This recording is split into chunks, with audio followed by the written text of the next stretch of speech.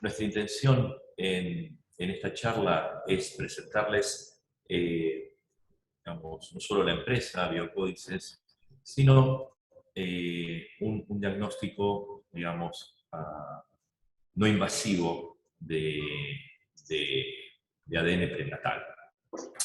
Entonces, la charla está organizada en dos partes. Primero va a hablar el director médico de Biocódices, que es el doctor Gabriel Ercoli, genetista y médico, especialista en reproducción y cáncer.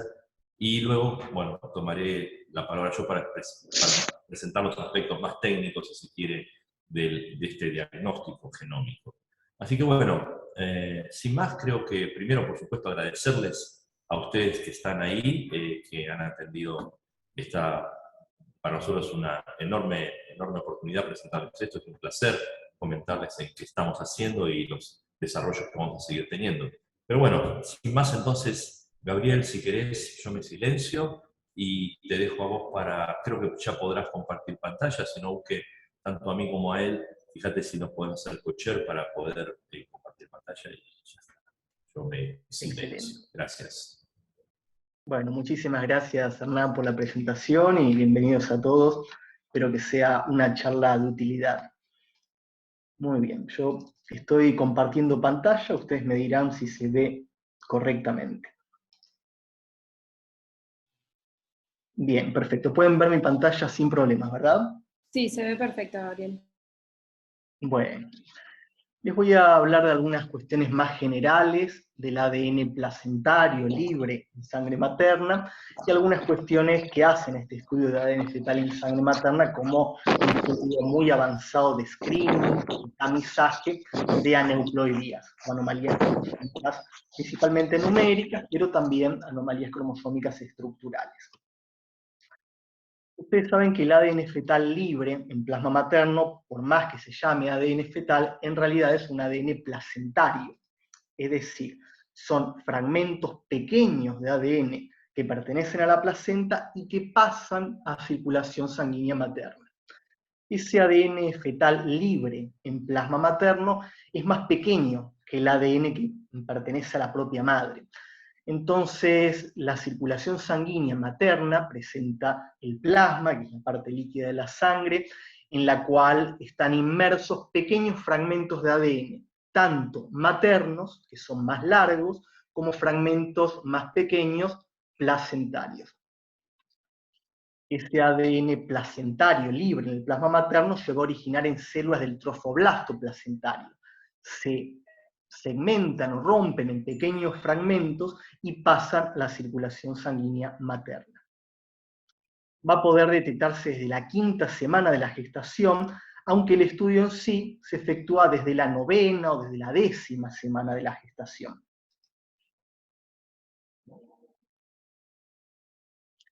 Es un ADN placentario que va a desaparecer muy rápido después del nacimiento. Es decir, que acá no existe un riesgo o una probabilidad de que estemos en realidad detectando o analizando ADN previo, ADN que tenga que ver con una gestación previa o anterior, sino que después del nacimiento, una vez que se lleva a cabo el alumbramiento, vamos a tener nuevamente unos niveles muy bajos y que pasan a ser indetectables a partir del nacimiento. El ADN fetal libre en plasma materno va a ser directamente proporcional a la edad gestacional e inversamente proporcional al peso materno. ¿Esto qué significa? A mayor edad gestacional, más va a ser la cantidad de ADN placentario que tengamos en circulación, porque es un embrión más grande, que tiene una placenta de mayor tamaño, y por lo tanto la fracción fetal, que es este ADN placentario, va a estar en mayores niveles. Por otro lado, es inversamente proporcional a la contextura física y al peso materno, porque ese pequeño ADN fetal va a estar inmerso en un volumen de plasma, que es el volumen de plasma que la persona tenga. A mayor peso y mayor contextura física de la madre, mayor va a ser el volumen sanguíneo, que es un volumen sanguíneo materno. Mayor será también la cantidad de fragmentos de ADN de la propia madre, y entonces, en relación con estos fragmentos maternos, vamos a tener una menor fracción fetal. Ante una misma cantidad de ADN placentario va a estar inmerso en un volumen mayor tanto de plasma como de ADN materno. Por eso se dice que es inversamente proporcional al peso materno. Esto respecto a lo que es el ADN placentario en sí. Y el estudio de ADN fetal en sangre materna, que también se llama test prenatal no invasivo, es un estudio precoz, porque se puede realizar desde la 9ª o desde la 10ª semana de gestación, según cada caso, que es cuando tenemos aproximadamente un 3.5 o 4% de fracción fetal. 4% de ese ADN va a pertenecer a la placenta y el resto va a pertenecer a la madre. Es un estudio rápido, porque a partir de unos 7, 10, 12 días hábiles, en promedio unos 10 días hábiles, vamos a contar con un resultado. Y ese resultado, de una manera tan precoz y tan rápida, permite que realmente los pacientes puedan tener una tranquilidad sabiendo que todo está normal, negativo, o hacer los controles adecuados y las decisiones que cada uno tome en un momento acorde. Por otro lado, es un estudio no invasivo, porque no va a requerir ni la punción del saco amniótico, porque no es una amniocentesis, ni tampoco una biopsia de vellosidades coriales, porque no es un estudio de diagnóstico prenatal invasivo.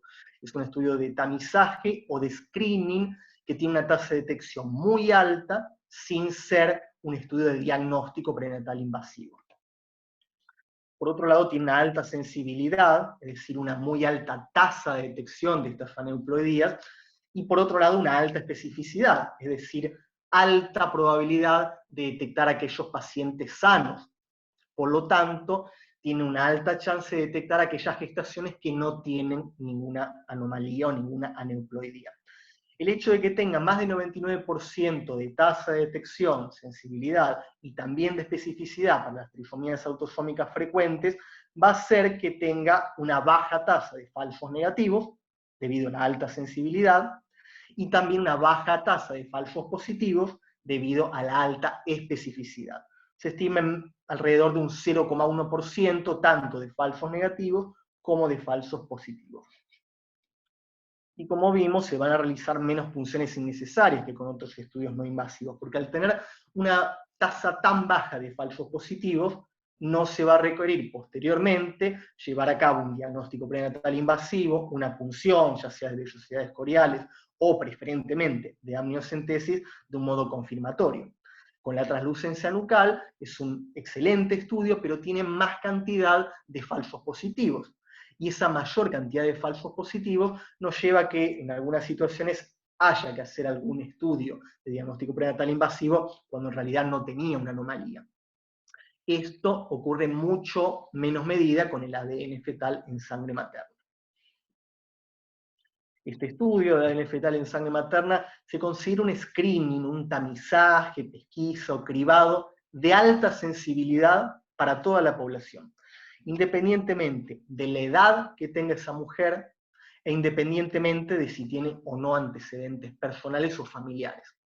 Se considera un screening universal. ¿Qué significa? Que cualquier mujer, independientemente de la edad que tenga, va a poder beneficiarse de un estudio de ADN fetal en sangre materna.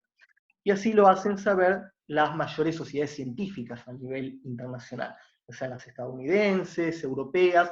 La mayor cantidad de estas sociedades científicas sugieren que el ADN fetal no debería hacerse específicamente ante un rango etario concreto, sino que tiene que ser un screening de alta sensibilidad universal para todas las personas.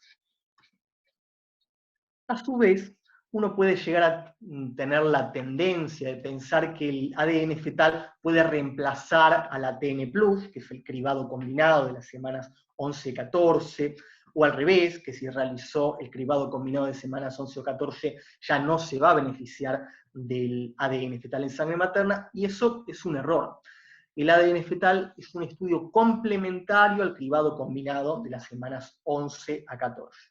Por lo tanto, lo ideal es hacer tanto el ADN fetal en semanas 9 o 10, como el cribado combinado de las semanas 11 a 14. Ambas técnicas se complementan. Lo que detecta uno puede no detectarlo la otra técnica y viceversa. Por lo tanto, son estudios complementarios y la paciente se va a beneficiar de tener ambos estudios realizados. El ADN fetal, cuando se realiza junto con la ATN+, va a disminuir los falsos negativos y los falsos positivos respecto a la realización de una ATN+ exclusivamente. Aquellas personas que solamente realizan una ATN+ o cribado combinado del primer trimestre van a tener un 85 o 90% de sensibilidad para aneuploidías frecuentes. Sin embargo, el ADN fetal tiene un 99,9% de tasa de detección. Esto nos lleva a una disminución en 100 veces de la posibilidad de un error o de un falso negativo. En este caso, cuando se aplica la ATN+ en conjunto con el ADN fetal en sangre materna. También va a disminuir el número de pérdidas de embarazo asociados a punciones innecesarias.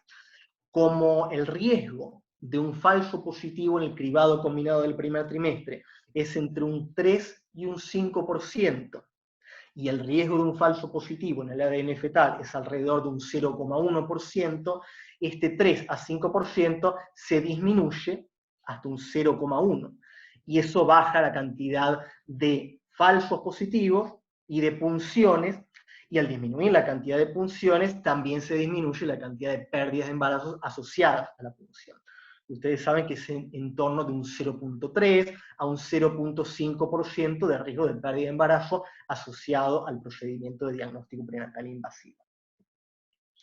Por lo tanto, va a brindar una mayor tranquilidad tener este complemento del ADN fetal más la ATN+ por el alto valor predictivo negativo del ADN fetal. La probabilidad de que el estudio realmente, cuando da negativo, esté en concordancia con que el embrión también sea negativo, no tenga aneuploidía, es realmente muy alto, mayor al 99, incluso llegando al 99,9% de valor predictivo negativo.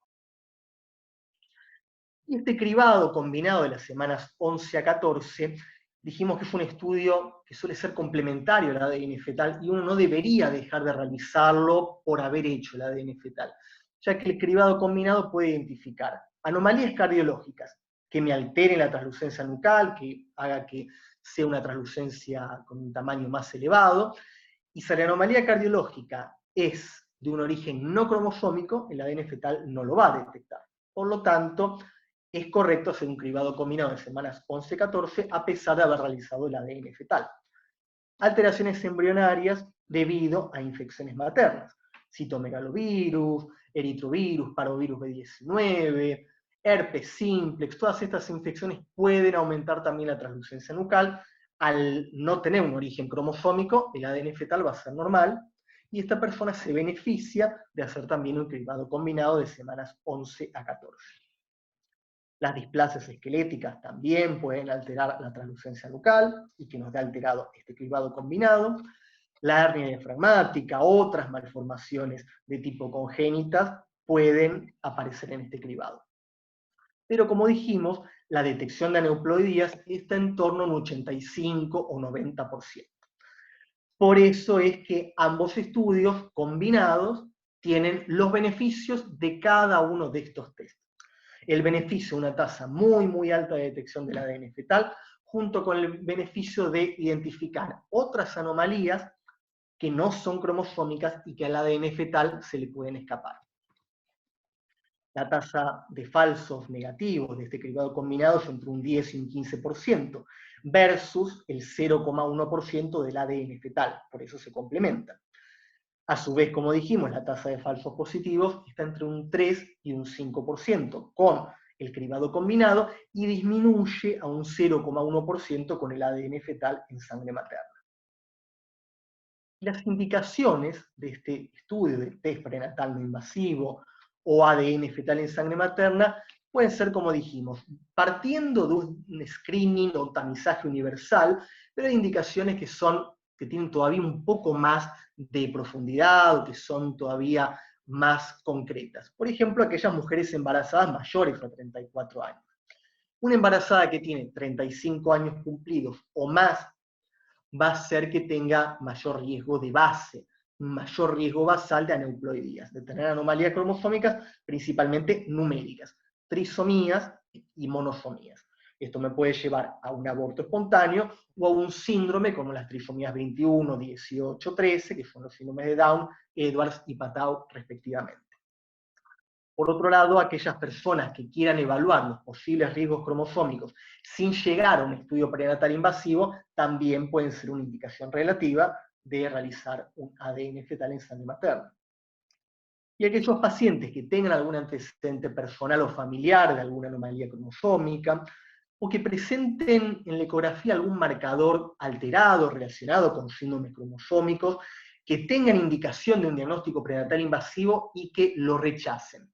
Por ejemplo, una translucencia nucal aumentada, 3.5, 4 milímetros, tiene una indicación directa de una punción. Y una persona no haría en forma previa un ADN fetal, sino que la indicación es puntualmente la punción, el diagnóstico prenatal invasivo. Aquellas personas que no quieran realizar la punción, que rechacen el diagnóstico prenatal invasivo, se van a beneficiar con este test de screening, porque puede llegar a arribar al diagnóstico, mientras que al no querer hacer una punción, puede quedarse sin diagnóstico si se mantiene solo con el tamizaje combinado del primer trimestre. También ecografías alteradas que sugieran algún síndrome cromosómico puntual, o donde se vea algún marcador alterado que no sea del todo concluyente, por ejemplo, un hueso nasal hipoplásico aislado, que es un gris, no es demasiado concluyente, pero al ser un marcador, uno puede sugerirle que un ADN fetal en sangre materna serviría para mejorar la tasa diagnóstica y para bajar riesgos y angustias en la pareja, sobre todo. Por lo tanto, para simplificar, el ADN fetal en sangre materna, o NIT, o test prenatal no invasivo, es un estudio avanzado de screening de anomalías cromosómicas, es un estudio precoz, rápido y con alta certeza, realizado de semanas 9 o 10, en un tiempo estimado de unos 10 días hábiles, y con una tasa de detección de más del 99%, que no conlleva un riesgo de pérdida de embarazo, porque es una muestra sanguínea venosa, común y corriente, como en cualquier laboratorio, que tiene un alto valor predictivo positivo cuando el resultado da positivo y de alto riesgo, que conlleva un alto valor predictivo negativo cuando está negativo el informe, y la persona puede tener una alta certeza de que no hay ninguna neuploidía, y a su vez es recomendado por colegios médicos estadounidenses de obstetricia, de ginecología, de genética médica y genómica, y es muy importante tener en cuenta esto, que está indicada la confirmación mediante una punción, un diagnóstico prenatal invasivo, siempre que el ADN fetal da positivo. Recuerden que el ADN fetal en sangre materna es un estudio de screening o tamizaje realizado sobre pequeños fragmentos de ADN que son placentarios, no embrionarios técnicamente. Entonces puede existir la posibilidad de un mosaicismo a nivel placentario, de sectores de la placenta que tengan efectivamente una trisomía o una monosomía, y que esto no ocurre en el embrión. Entonces, una amniocentesis nos lleva a confirmar que realmente la trisomía que se detectó en un ADN fetal está presente en células descamadas del tracto digestivo y de la parte epidérmica de ese embrión en gestación, y por lo tanto ese es el diagnóstico o el resultado concreto del embrión. Mientras que en alguna que otra situación puede ser que sea un mosaicismo a nivel placentario y que el embrión no presente esa anomalía cromosómica. Es esta la razón principal por la cual un estudio de ADN fetal en sangre materna, a pesar del alto valor predictivo positivo que tiene, requiere todavía una confirmación diagnóstica mediante una punción, preferentemente una amniocentesis. Bueno, muchas gracias, espero que haya sido de mucha utilidad, y quedo a la espera de cualquier inquietud, si quieren, al final de la charla. Muy bien, gracias, Gabriel. Entonces, paso entonces a la presentación de esta segunda parte, que más específicamente tiene que ver con lo técnico y lo numérico, si prefieren. Y aquí están un poco los puntos a los cuales voy a dedicarme a hablar. Gabriel, si voy a sentirte libre de interrumpirme, decir un comentario o lo que quieras, o sea, así Perfecto, mejoramos la charla. Bueno, como ya dijo Gabriel, efectivamente, el ADN prenatal en sangre materna fue descubierto si fijan esto por este señor, de apellido Lo, chino. Todo su trabajo lo desarrolló en China. Y en el año 97 descubrió efectivamente que había DNA, ¿no?, derivado del cromosoma Y en sangre materna, digamos, y no era un error, ¿no? Entonces esto no podía tener otra explicación más que efectivamente, digamos, en mujeres embarazadas, lo que se veía, no es así, una transferencia de ese material de ADN desde la placenta hacia la sangre, hacia el torrente sanguíneo circulante, ¿no?, de ADN. Aquí les muestro desde el año 97 hasta más o menos el 2011, donde se hizo una validación específica utilizando secuenciación NGS, que es exactamente lo que utilizamos nosotros, para que este ADN sirva de forma clínica. Fíjense que ha pasado diferentes hitos, ¿no? ¿Sí? Estos hitos yo marqué algunas estrellitas acá porque me parecen súper interesantes. El ADN circulante fetal en sangre materna, fíjense que se elimina rápidamente luego del nacimiento. Entonces aquí tengo unas gráficas donde estas son las semanas de gestación. Esto es un paper también de Lo en el año 98 y este del 99. Fíjense en diferentes casos cómo se incrementa a medida que van pasando las semanas, no es así, la cantidad de ADN fetal, pero cómo rápidamente, estos son minutos, fíjense, minutos, en menos de 2 horas, no es así, 120 minutos, ya en este caso no hay más ADN fetal, tampoco lo hay acá, en 40 minutos y en 120 ya no llega nada. Es decir, que no hay posibilidad de error de que quede ADN de otro embarazo, que era una de las dudas, ¿no?, que se tuvo al inicio. Es decir, se limpia muy rápido. Como bien dijo Gabriel, este ADN que circula es más corto que el ADN de la madre. Más o menos tiene un tamaño de entre 166 y 146 pares de base, ¿no?, el ADN fetal. Deriva del cinciotrofloblasto, ¿no?, de la parte más externa, no es así, del desarrollo del feto. Se forman, digamos, las células anucleadas, ¿no? Y de donde misma sale la misma, digamos, la gonadotropina coriónica sale de ahí, y donde se toma en general la muestra para hacer un cultivo celular, ¿no? Entonces, el siguiente hito que yo me puse aquí, por ejemplo, el año 2010, bueno, nosotros lo estamos utilizando con motivos diagnósticos para trisomías y, como vamos a ver, microdeleciones o microduplicaciones.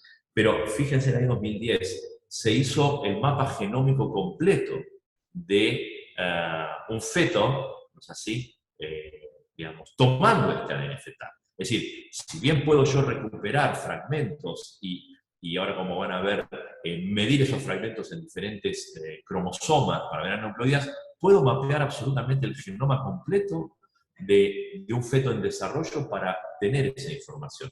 Y ahora lo que les voy a mostrar es justamente cómo funciona técnicamente esto, ¿no? Este también es el mismo paper de Lo, en el cual él diferencia, es así, por ejemplo, si este es el universo del ADN sanguíneo materno, en rojo, en menor fracción, voy a tener mezclado, pero absolutamente indistinguibles, es así, las porciones de ADN fetal, que van a ser más pequeñas, pero nadie toma esa medida de forma diagnóstica, no sería demasiado confiable. Pero sabemos que hay una fracción fetal, un porcentaje de fracción fetal, que sería aquí en rojo, donde yo me llevo una muestra, ¿no es así?, cuando yo pulso a la madre, ¿no es así?, para hacer el estudio. Entonces, fíjense cómo es la lógica. La lógica es, bueno, voy a secuenciar 36 pares de base de estos fragmentos de ADN, el total de fragmentos de ADN que tengo en ese suero, separándolo del suero, y ese fragmento, bueno, voy a construir unas librerías genómicas, etcétera, no viene a cuento ahora, después lo voy a comentar, pero lo que voy a hacer es, bueno, este vendrá del cromosoma 1 de la madre, este del cromosoma 1 quizás del bebé, este del cromosoma 2, del 3, del 4, del 5, etcétera, etcétera, todo mezclado. Entonces yo lo que tengo que hacer, por algoritmos informáticos, voy a mapear esos reads, se llaman, esas lecturas cortas de 36 pares base, a los lugares específicos, simplemente con 36 pares base es muy suficiente para saber si viene del 1, del 2, del 3, etc. Una vez que hago eso, aquí tengo todos los cromosomas, incluidos los sexuales, ¿No es así? Bueno, yo puedo contar cuántos de estas lecturas que he aumentado y amplificado, pero son una muestra inicial de lo que hay en el torrente sanguíneo, bueno, pertenecen al cromosoma 1, a todo el cromosoma 1, y por supuesto en ventanas alrededor del cromosoma 1, del 2, del 3, el 22, el cromosoma X6. Entonces, una vez que yo tengo esto, lo único que tengo que hacer es saber si esta métrica, por ejemplo, parecería que el cromosoma 4 tiene mucho más de lo que tiene el resto, y el cromosoma 15 parece que también. Entonces, tengo que saber si esto es una diferencia significativa o no.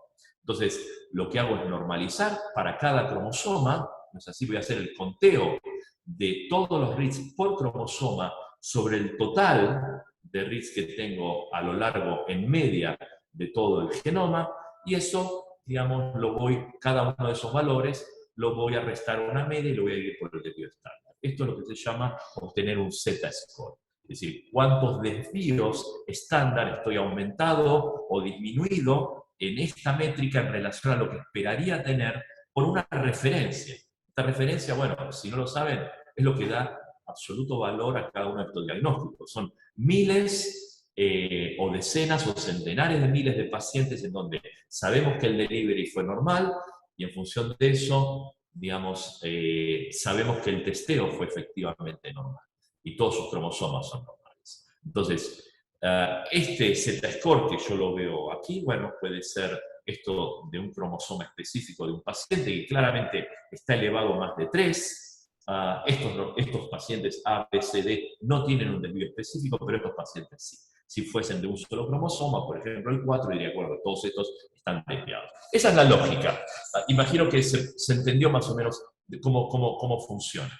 Entonces, una vez que uno tiene esto, bueno, manejando estos límites, uno puede decir a cuántos desvíos estándar está aumentado o disminuido en el caso de que sea una trisomía o una monosomía. Y por supuesto, ya vamos a ver, esto se puede hacer con mucha confianza para los cromosomas 13, 18, 21 y sexuales, pero obviamente también se puede hacer con cierta confianza, no tanta como la que se ve porque no tenemos casos, o demasiados casos, no ha juntado demasiados casos las referencias de otros desvíos de otros cromosomas, el 10, el 13, el 19, etcétera, etcétera.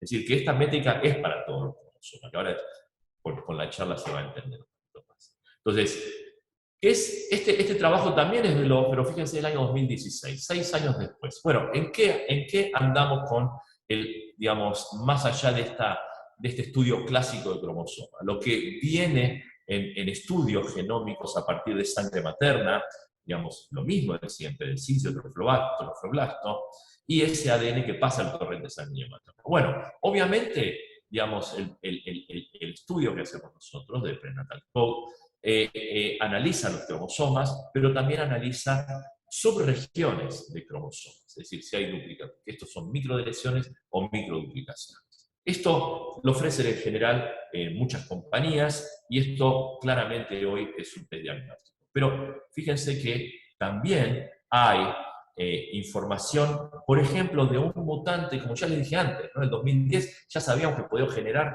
el genoma de todo el feto a partir de estas mismas lecturas genómicas. Por lo tanto, si uno insiste un poco más y se ha hecho, bueno, hay posibilidades de detectar, por ejemplo, si hay una enfermedad asociada, ¿no?, monogénica, en una región de algún cromosoma, algún gen de interés. Bueno, esto no estaría buenísimo que esto estuviese para las 7000 enfermedades, ¿no es así?, genéticas asociadas a genes de OMIN. Pero bueno, no es así todavía, pero hay un par muy importantes, hay una decena, diría, muy importantes que se hacen para enfermedades monogénicas. Y esto más adelante también lo iremos ensayando en nuestro laboratorio. Pero fíjense, podemos saber si hay diferencias en la metilación del ADN o incluso si hay una transcripción diferencial e incluso, digamos, podemos diferenciar si analizamos a los padres, madre y padre de forma independiente, si el embrión porta alguna característica genética diferencial, ahora sí,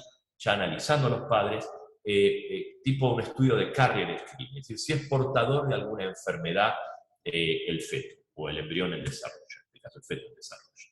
Bueno, como ven, es todo un mundo. Algunos dicen que al señor Lo le van a dar un premio Nobel dentro de poco y no me extrañaría, porque está dando muchas cosas muy interesantes. Entonces, permítame decirle que la tecnología que nosotros hemos adoptado aquí en Argentina es la de NIFTY. NIFTY es una de las principales tecnologías, y yo diría que es una de las primeras, que se desarrolló en China, ¿no? Es decir, cuando Lo hace esto, lo hace con este tipo de tecnología. Entonces, también por supuesto prueba Illumina, pero esta tecnología también la prueba. Entonces, ¿en qué consiste este paso, ¿no? NIFTY, para decirlo, tiene más de 6,5 millones de muestras testeadas en 52 países de los 5 continentes. Es decir, es muy utilizado, es el tema más utilizado. Y esto nos llevó a nosotros una confianza muy seria en utilizar esta tecnología. Fíjense, desde la extracción de ADN a partir de la sangre, ¿no?, que colectamos en un tubo Streck, hasta la formación de librerías son estos 5 pasos. Colección de la muestra, extracción de plasma, de ese plasma extraemos el ADN, construimos la librería genómica y hacemos un control de calidad. Aquí lo tiene. De este plasma se hace una lisis, un binding con unas moléculas, digamos, para poder descartar lo que no nos interesa, que es, digamos, solamente nos interesa el ADN en plasma, y unificado, bueno, quitando todas las impurezas, nos quedamos simplemente con el ADN, y ese ADN, ahora sí, pasamos a la formación de librerías. La formación de librerías de NGS, que bueno, es un paso aquí, no voy a entrar en detalles, pero después tengo que medir la calidad, ¿no?, con, por ejemplo, un instrumento como esto, Qubit, o otro tipo. Nosotros utilizamos esto. Ahora, ¿cómo se hace esto? Bueno, la magia de todo esto es que yo no hago una corrida por individuos, sería extremadamente caro.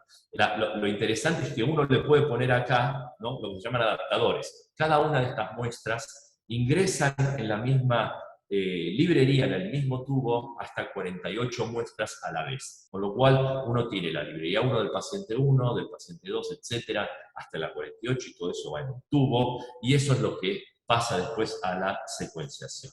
Permítanme mostrarles, la secuenciación ocurre en este tipo de vidrios, que es este que tenemos aquí. Aquí lo pueden ver, ¿no?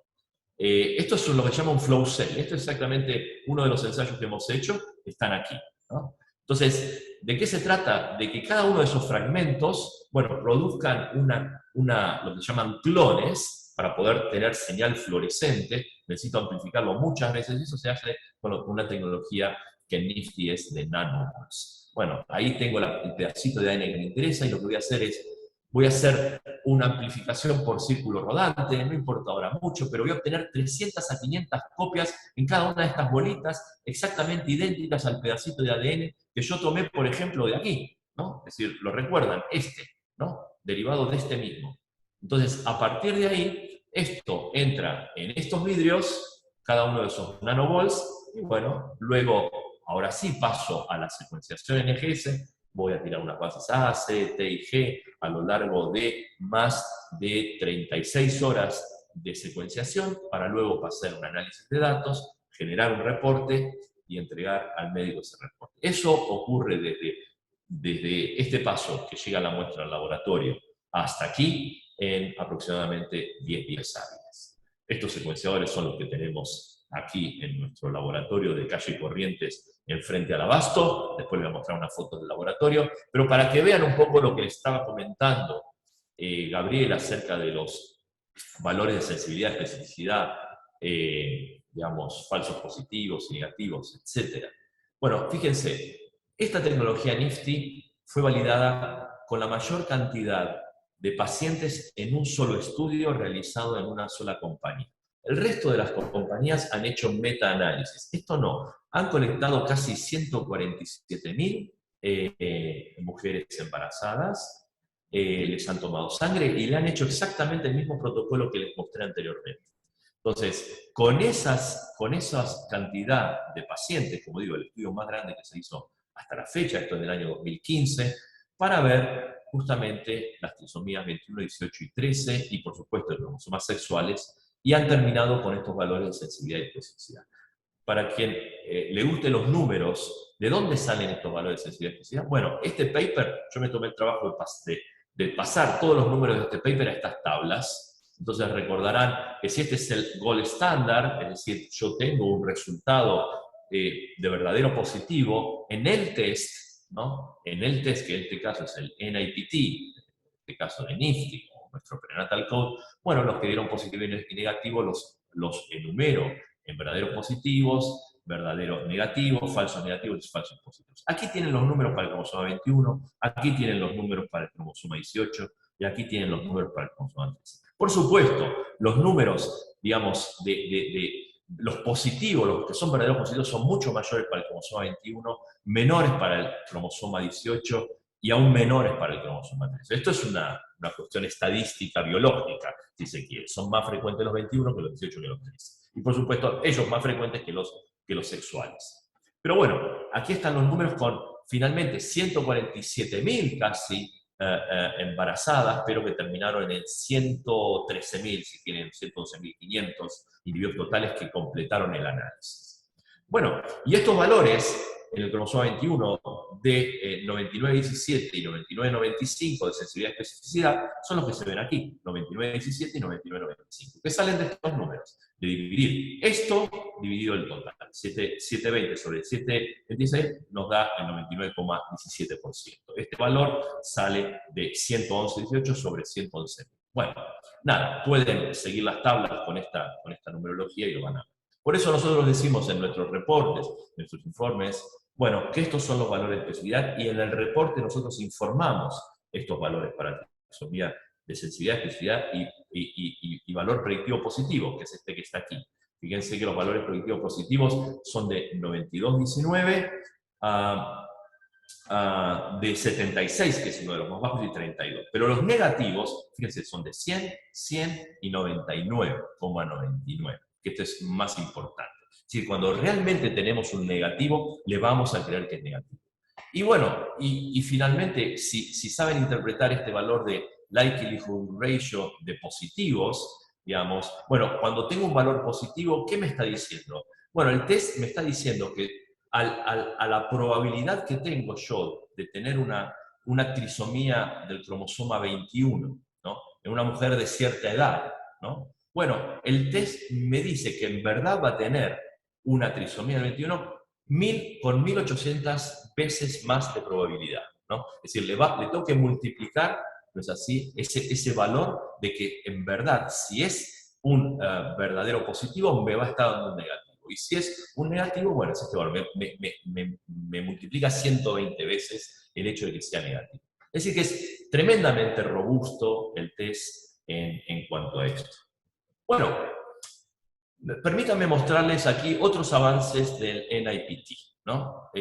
Bueno, este es un trabajo ya un poco antiguo, creo que el 2016, 2017, si no me equivoco, no lo tengo aquí, pero con 6.400 pacientes, y bueno, para decir, bueno, ¿de qué manera? Por supuesto que sé cuáles son los 21, 18 y los cromosomas sexuales, pero otras trisomías, bueno, fíjense que no son bajas, ¿no? Es decir, otras trisomías que son raras individualmente, todas ellas colectan, digamos, en la suma total, otros autosomas que sí pueden dar un valor alto del número de anomalías. Fíjense que aquí llegan casi a 50, y aquí este valor casi llega a otros 50 en este test, que es casi incluso más de lo que tenemos como monosomía del X, y mucho más, bueno, más de lo que tiene la 18 y la 13 sumados. Es decir, que aparecen estos casos, Por eso este test está siendo cada vez pensado, cada vez más para, bueno, para otros autosomas, ¿no? No solamente el 13 y 18.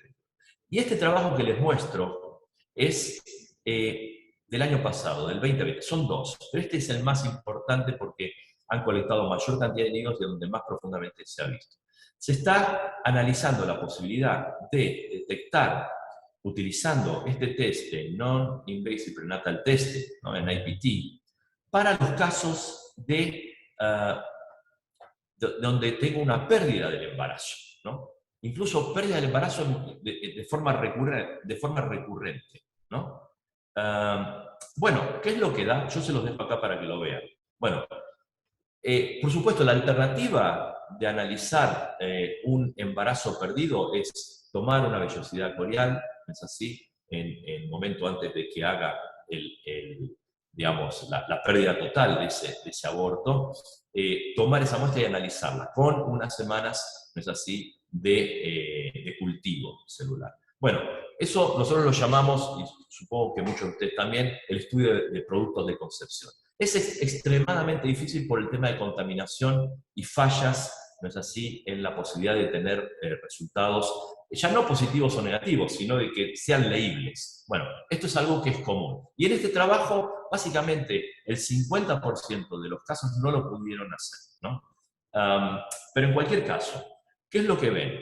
Que en el 50% de los casos donde han encontrado, donde han podido hacer el gold standard, productos de concepción, y ver si este estudio prenatal no invasivo, tomado de sangre, cuando ha perdido el embarazo, bueno, efectivamente descubren las mismas anomalías cromosómicas que se ven en el test invasivo de productos de concepción. Con lo cual, tanto este trabajo como este van en la dirección de utilizar el mismo test no invasivo, posiblemente modificando la sensibilidad, etcétera, para detectar otros cromosomas, incluso poniendo los niveles más bajos, pero la fracción fetal es extremadamente alta, porque el feto se está degradando, ¿no? Es decir, no hay un problema. Bueno, ya para presentar entonces el test prenatal, CODE, como lo hemos llamado, aquí tienen ustedes el formulario de solicitud de estudio y el consentimiento informado, todo en un mismo papel, en un mismo PDF para completarlo. Ustedes, digamos, ya esto después lo puede comentar Lucrecia con detalle, pero básicamente aquí, digamos, el paciente, el médico, escoge si va a ser un prenatal code básico, donde se analizan las anormalidades del 13, 18 y 21, y los síndromes de cromosomas sexuales, Turner, Klinefelter, triple X y Jacobs, XXY. O puede optar por agregar otros 5 síndromes de microdeleción, o en uno más avanzado, ¿no? Otros 10 síndromes diferentes. ¿Okay? Por supuesto, más los que están aquí. ¿Qué más quería mostrarles?